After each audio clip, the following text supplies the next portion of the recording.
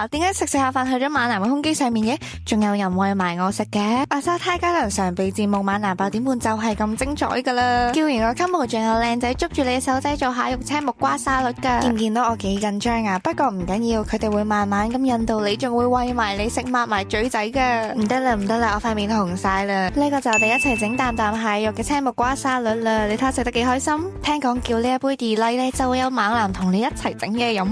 佢叫我捉住佢強而有力嘅手臂，再挨喺佢健碩嘅胸膛上邊，震到我人都暈埋啦 ！Oh my god， 你睇下我個樣，哎，真係唔得啦唔得啦，我要停啦！好啦，呢度就沉浸式咁俾大家睇下呢個猛男挨暈，哇，飽幾男啊！我由完全唔夠膽同佢哋對視到而家隻手仔，點解咁激？8點半之後仲有 free shop 擘大個口就有人餵走噶啦，不過我就唔同啲，我想餵翻佢哋轉頭喎。去到93名乾杯時間，猛男會為我哋全場送上一杯 shooter， 鈴聲一響，大家一齊乾杯。哇！呢度我已經唔可以用言語去形容我嘅心情，因為我只係又驚又喜，大家明唔明啊？我覺得應該要留翻俾大家自己體驗下。頭先個 combo 入邊仲有個泰式胡椒蝦煲，仲有靚仔親手摸俾你食，餵埋你啊！你睇下，哇，啖啖都係肉噶。你問我好唔好食，咁梗係好食啦。見唔見到呢啲眼神殺啊？仲有摸頭殺 ，Oh my god！我已經把持唔住啦，對唔住，我退場先啦。阿蘇呢度每一晚呢都係座無虛席嘅，你睇下幾多人。